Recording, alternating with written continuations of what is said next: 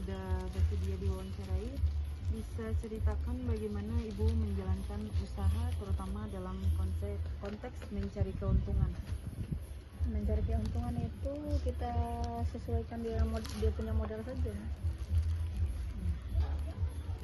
Terus menurut Ibu bagaimana pandangan tentang prinsip syariah dalam menjalankan usaha? Ya biasa-biasa aja. Terus apakah Ibu juga menjual barang secara online? Tidak. Bagaimana cara Ibu memperlakukan barang yang bagus dan tidak bagus? Lalu bagaimana cara menjualnya? Kalau itu kita menyesuaikan modalnya saja. Kalau modalnya lebih tinggi berarti lebih lagi. Kalau dia murah berarti harus disesuaikan modal lah. Kan orang pembeli juga tahu juga mana yang bagus, mana yang biasa, mana yang bahannya juga. Kan toh? Seperti kalian kan beli juga jilbab kan dapat tahu juga bahannya mana yang bagus. Itu saja wawancara singkat. Terima kasih banyak atas waktu dan informasinya, Ibu. Ya, semoga sukses usaha.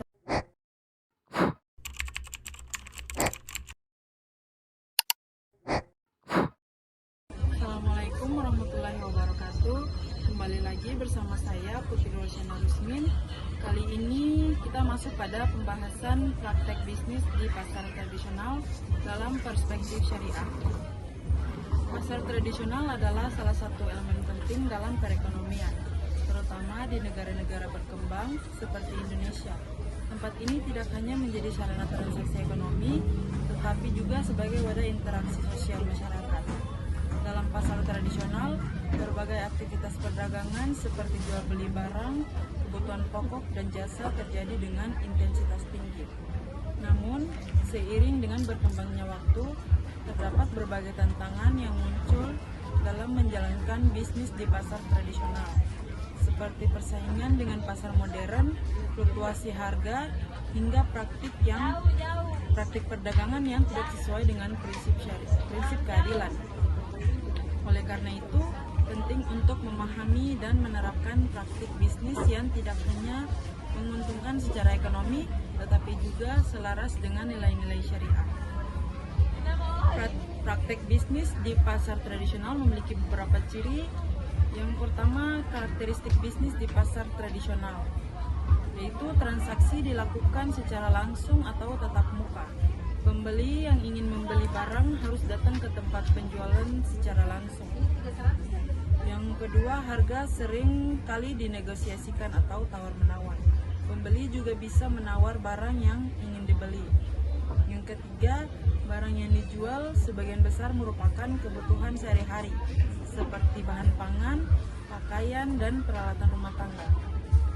Yang keempat, sistem kepercayaan antara pedagang dan pembeli sangat berperan dalam membangun hubungan jangka panjang. Yang berikut tantangan yang dihadapi.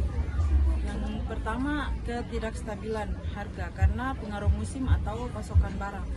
Yang kedua, praktik kecurangan seperti mengurangi timbangan, menaikkan harga terlalu tinggi, atau menjual barang tidak sesuai deskripsi. Yang ketiga, kurangnya pengelolaan administrasi yang profesional. Perspektif syariah dalam praktik bisnis. Yang pertama, prinsip utama bisnis syariah, yaitu keadilan atau adil. Tidak boleh ada pihak yang dirugikan baik pembeli maupun penjual. Yang kedua, kejujuran atau sidik. Pedagang harus menjelaskan kondisi barang secara jujur. Yang ketiga, transparansi atau ikhtilaf. Harga dan kualitas barang harus jelas dan tidak menyesatkan. Yang keempat, larangan riba dan gharar. Tidak boleh ada unsur riba atau bunga atau gharar atau ketidakpastian dalam transaksi. Yang kedua, penerapan prinsip syariah di pasar tradisional. Kejujuran dalam menimbang dan mengukur. Pedagang harus memastikan timbangan yang digunakan akurat dan tidak ada kecurangan. Transaksi yang jelas. Semua transaksi harus dilakukan dengan akad yang transparan, di mana pembeli memahami barang yang dibeli dan harganya. Yang berikut, menghindari penimbunan atau ihtikar. Dalam Islam, penimbuhan barang untuk menaikkan harga dilarang karena merugikan konsumen. Yang berikut memberikan harga yang wajar. Penjual tidak diperkenankan mengambil keuntungan yang berlebihan, sehingga menciptakan ketimpangan ekonomi. Pandangan syariah terhadap pasar tradisional dalam Islam. Pasar memiliki posisi yang sangat penting sebagai sarana distribusi kekayaan secara adil di masyarakat. Nabi Muhammad SAW sendiri mengapresiasi keberadaan pasar dan memberikan panduan agar aktivitas di dalamnya berjalan sesuai syariat. Beliau bersabda, pedagang yang jujur dan amanah akan bersama para nabi, siddiqin dan syuhada pada hari kiamat. Hadis riwayat Tirmizi. Pandangan syariah juga mendorong agar pasar menjadi tempat yang bersih, teratur, dan tidak menimbulkan kerugian bagi salah satu pihak. Ketika praktik bisnis dilakukan dengan benar, pasar tradisional dapat menjadi media yang mendukung kesejahteraan umat. Dasar hukum bisnis syariah dalam Al-Quran dan hadis. Prinsip bisnis syariah tidak hanya berdasarkan logika, tetapi juga memiliki dasar hukum yang kuat dari Al-Quran dan hadis. Beberapa ayat dan hadis yang relevan yaitu kejujuran dalam berdagang. Dan sempurnakanlah takaran dan timbangan dengan adil. Kami tidak membebani seseorang, melainkan sesuai kesanggupannya. Quran Surat Al-An'am ayat 152. Pedagang yang jujur dan terpercaya akan bersama para nabi, orang-orang yang benar, dan orang-orang yang mati syahid. Hadis riwayat Tirmizi. Larangan penipuan, barang siapa yang menipu maka dia bukan golonganku. Hadis riwayat Muslim. Yang berikut penerapan nilai Islam dalam aktivitas pasar tradisional. Berikut ada beberapa cara penerapan nilai-nilai Islam dalam konteks pasar tradisional. Yang pertama, membangun niat yang benar. Setiap aktivitas jual beli harus didasarkan pada niat untuk mencari rezeki halal dan ridha Allah. Niat yang baik akan mempengaruhi cara pedagang bertransaksi, seperti menghindari praktik zalim atau mengambil keuntungan yang tidak wajar.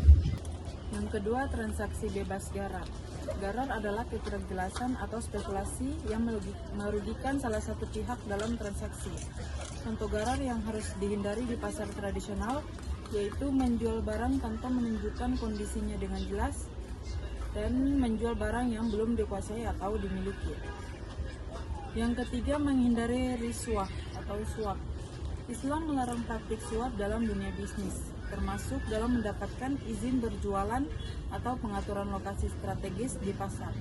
Suap hanya akan menciptakan ketidakadilan bagi pedagang lain. Yang keempat, menyediakan barang yang halal dan thayyib. Barang yang dijual harus halal atau sesuai dengan hukum Islam, dan thayyib atau baik, tidak membahayakan kesehatan. Contohnya, menjual bahan makanan yang tidak mengandung zat haram dan tidak menjual barang dengan kondisi kadaluarsa atau rusak tanpa pemberitahuan. Yang berikut sedekah dan infak sebagai bentuk kepedulian. Pedagang di pasar tradisional dianjurkan untuk menyisihkan sebagian keuntungannya untuk sedekah. Hal ini dapat membantu masyarakat sekitar yang kurang mampu dan menjaga keberkahan bisnis. Yang berikut, keutamaan mengikuti bisnis syariah di pasar tradisional. Pedagang yang menjalankan bisnis sesuai syariah tidak hanya mendapatkan keuntungan materi, tetapi juga spiritual. Beberapa keutamaannya yaitu mendapatkan keberkahan dalam usaha. Pendapatan yang halal akan membawa keberkahan dalam usaha. Yang kedua, membangun reputasi baik. Pedagang yang jujur dan adil akan lebih dipercaya oleh pelanggan sehingga menciptakan loyalitas jangka panjang. Yang ketiga, menjadi teladan dan dalam komunitas. Dengan penerapan prinsip syariah, pedagang dapat menjadi contoh yang baik bagi sesama pedagang dan masyarakat sekitar. Yang keempat, menghindarkan diri dari dosa. Menghindari riba, penipuan, dan praktik zalim lainnya adalah bentuk ketaatan kepada Allah SWT.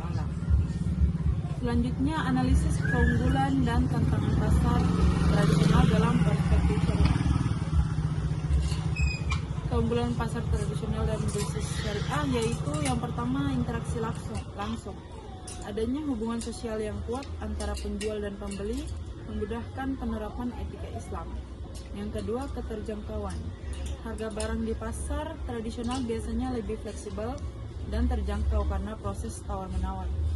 Yang ketiga, mendorong ukhuwah Islamiyah. Pasar tradisional menjadi tempat berkumpulnya masyarakat dari berbagai lapisan yang mendukung persaudaraan dalam Islam. Yang berikut tantangan dalam penerapan syariah di pasar tradisional. Yang pertama, kurangnya edukasi pedagang tentang prinsip syariah. Banyak pedagang belum memahami pentingnya menjalankan bisnis sesuai syariah. Yang kedua, persaingan harga tidak sehat.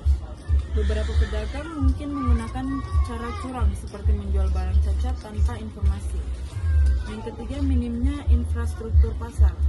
Kondisi pasar tradisional yang sering kurang tertata membuat pedagang sulit menjaga kualitas barang. Yang berikut, strategi implementasi bisnis syariah di pasar tradisional. Pendidikan dan pelatihan. Mengadakan pelatihan kepada pedagang tentang etika bisnis syariah dan hukum Islam dalam perdagangan. Yang kedua, pengawasan oleh lembaga keislaman. Menghadirkan lembaga keislaman atau organisasi pengelola pasar untuk memberikan arahan dan pengawasan secara berkala.